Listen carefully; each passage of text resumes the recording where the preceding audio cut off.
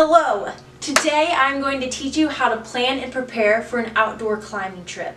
We will touch on finding a location, checking the weather conditions, predetermining routes, and we will also discuss proper food, nutrition, and all the essential gear you need for a rock climbing day trip. There's tons of gear out there, but we're going to focus on just the gear you need.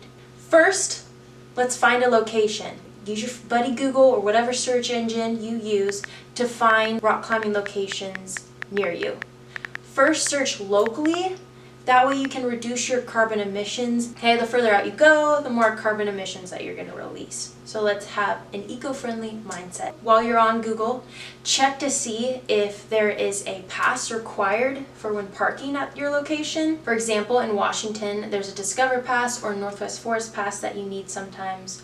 Also, there can be entrance fees when you arrive, and you may need cash. So always bring cash just in case you have to pay a fee. Once you find your climbing location, check the weather. Okay, get on your weather app on your phone, or what I like to use is an app called Climbing Weather, and you can check in different climbing areas what the conditions are going to be like. If you see this symbol indicating rain, then that means it is not ideal conditions to climb in. If you see this symbol, thunder and lightning, then that also means it is not ideal conditions to climb in, okay? If you are climbing in wet weather, a lot of our gear is not designed for that. Again, do not climb if it's wet, rainy, or thunderstorms, or if it's super windy. That can be dangerous. Sometimes you can find a hidden route that's blocking yourself from the wind. That can vary a little bit more. In addition, don't just check the weather a day before. Make sure you check multiple days before. Sometimes, if it's raining, maybe 3 days ahead of time. If it's sandstone specifically, that rock holds in moisture a lot longer, okay? And that means that the rock could still be wet even days after. However, rocks like granite or basalt, any igneous rocks, are going to dry a lot faster, meaning that you will be able to climb even if it maybe rained the day before. You can climb in a wide range of temperatures. First, you can climb anywhere from 32 degrees Fahrenheit, burger, make sure you want to layer up for that, or ranging to, 80-degree weather, where you might wear a tank top and some shades instead. If you're climbing in anything above 80 degrees, you ideally want to find a shade spot. If you're directly in the sun, a lot of times what can happen as you're climbing is your palms will start to get sweaty and the rock will get a little bit slippery, and it makes it a lot tougher to climb. More advanced climbers actually try to stay within the 35 to 50 degree range, because essentially the friction of your shoe is a lot stickier and your shoe will stay on the rock a lot better. So if you're really going for a good hard climb and you're doing some tough routes, climbing in colder weather is better. Let's say we know the weather is great. Next, what we need to do is determine what routes we're going to climb. First, you need to assess yourself. Are you a beginner, more intermediate, or are you more advanced? There is a grading system in climbing called the Yosemite grading system. It starts with class 1, class 2, class 3, class 4, class 5. And class 5 is what we are going to be looking at. That's any type of vertical climbing that you might do. So anything ranging from 5.0 to 5.8 is beginner. From 5.9 to 5.11 is intermediate. And 5.12 and above is advanced. Once you know what route range you want to go for, let's download the app Mountain Project. This is a great app to find different climbing locations, and then based on that climbing location you can actually search what climbing grade you're going for, and whether you're top roping, sport climbing, bouldering, or trad climbing. Today we're going to be focusing on sport and top rope climbing. What I do is I typically get a guidebook for the area in which I am climbing in. These guidebooks are great for getting maps that you can just have handy in your backpack. It also has how many bolts the route is, and a detailed description of the climb you're doing, as well as pictures of the area where you're climbing. It makes it a lot easier when you're out there to find which route is which. Now, we know where we are climbing, what route we are doing. We just need to prepare with the proper food and gear to bring. And I will go over that. Let's start off with food. You typically burn anywhere from 8 to 10 calories in a single minute. Let's say you do 2 to 3 climbs, 30 minutes each climb. That's anywhere from 450 to 900 calories a day. You need to make sure that you're getting in enough of your daily calories. Water, important. For water, if you know your weight, if you don't, go weigh yourself. Once you know your weight, you're going to take half of your weight, and that's how many ounces of water that you need to be drinking. Also, you need to take in any activity you're doing. Bringing electrolyte drinks is a great idea. Next, we are going to take on clothes. What clothes should you wear? Well, I always get this question. With COVID, make sure that you always bring a mask, just in case if there's people around you, and to be extra safe and cautious. Let's start off with any temperatures ranging from 32 degrees to 50 degrees. Now that's a bit chilly, so we need to layer up. That can include anything wool. I might want to wear a smart wool layer underneath. Maybe I don't have a wool layer. This Patagonia base layer, Polar Technology, is great. It still has breathability in it as well. After your base layer, let's put on a down coat. As you can tell, it's a little beat up. It's got a smile though. Okay, so you want to wear your down coat layer. This layer will really help keep in the warmth. And you can wear this layer even when you're climbing. Now, maybe you're belaying and you're still chilly even with this layer on, and especially if it's 32 degrees out, you're going to need something a little bit more heftier. I have this larger down jacket that I like to wear when I'm belaying someone. This keeps me extra cozy and warm when I'm sitting down at the bottom and belaying someone or just waiting my turn. Let's keep those heads warm. If your head gets cold, the rest of your body gets cold. I'm going to bring a hat.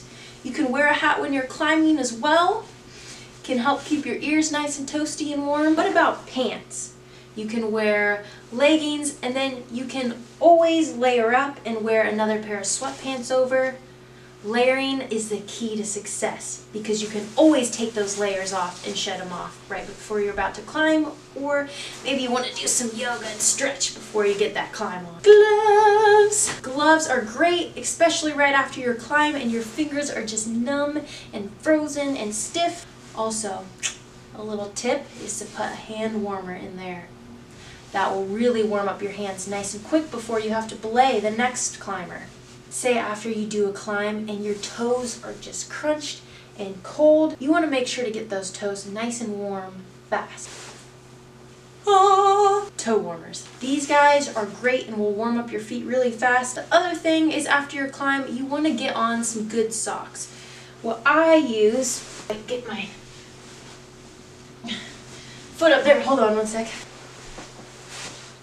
There you go. What I use is some smart wool socks. Now let's imagine maybe we're somewhere in between the temperatures. All these layers, whew, you're gonna be sweaty. So instead, maybe you don't even need your down jacket. Maybe you have a nice base layer on, like this Patagonia layer I showed you earlier. Or maybe I'm just wearing a tank top like this, but I still want to keep the wind off my arms, keep me from getting a little bit chilly, and you can throw on a nice light windbreaker. It's nice and light and stretchable and easy to climb in. For bottom, if it's about medium temperatures, you might want to wear some pants still. Typically you want some kind of stretchy pants. You can do yoga pants, leggings, joggers. I have some nice stretchy joggers on right now. Now let's imagine it's super hot out, 80 degrees. Maybe for your bottoms, you don't want to wear pants. Then I would recommend wearing some shorts. You might have to wear some spandex under those shorts because your harness is really going to ride up those shorts and Even better is get some shorts that already have the spandex layer in them. As for top, you can wear a tank top like I'm wearing, something nice and light and easy. You can wear a t-shirt as well, something like this. Shoes! I have made the mistake before where I brought the wrong shoes. I've brought in slippers and had to rock around in slippers the entire time. But you won't make the same mistake because I'm going to tell you right now. What you can do is on your hike out there, make sure you got some tennis shoes. Sometimes you might have to do some scrambling over some rocks. What I've also seen people do, especially if it's warm out, and I love to do this as well, is wear those chacos. These are great puppies, especially after you're done with your climb. Your feet are in pain and you just want to slide on some nice easy shoes.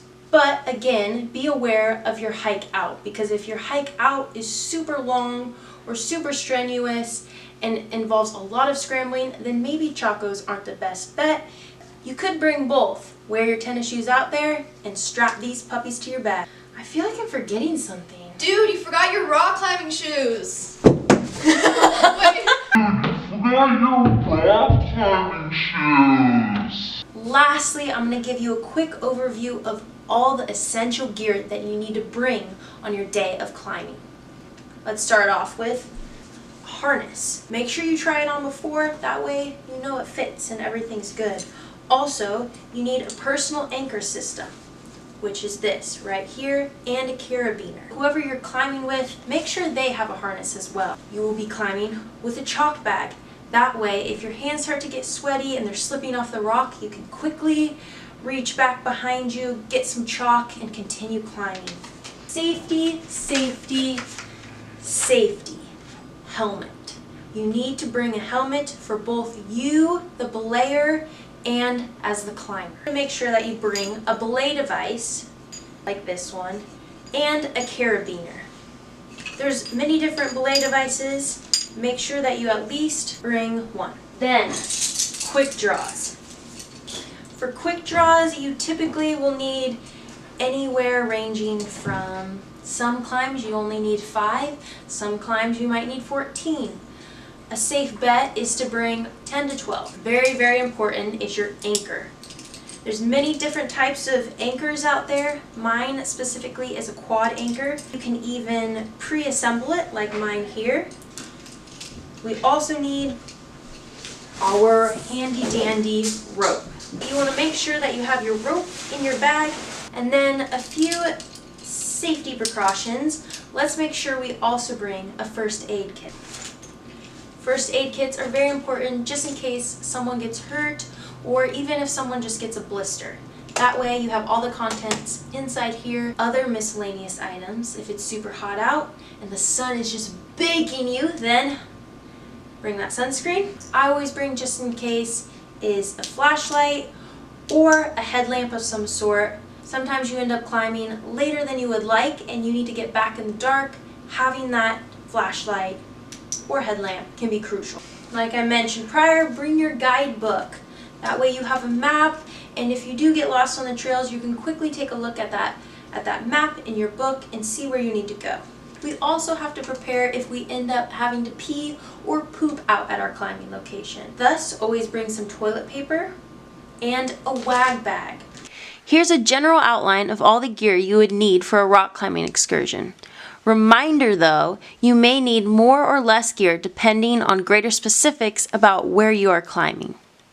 I wanted to thank you all for listening to me. I know it's a lot of information, but it's super important. That way, before you go out on your climb, you are planning and preparing ahead of time. I wish you all some rad climbs and rock on.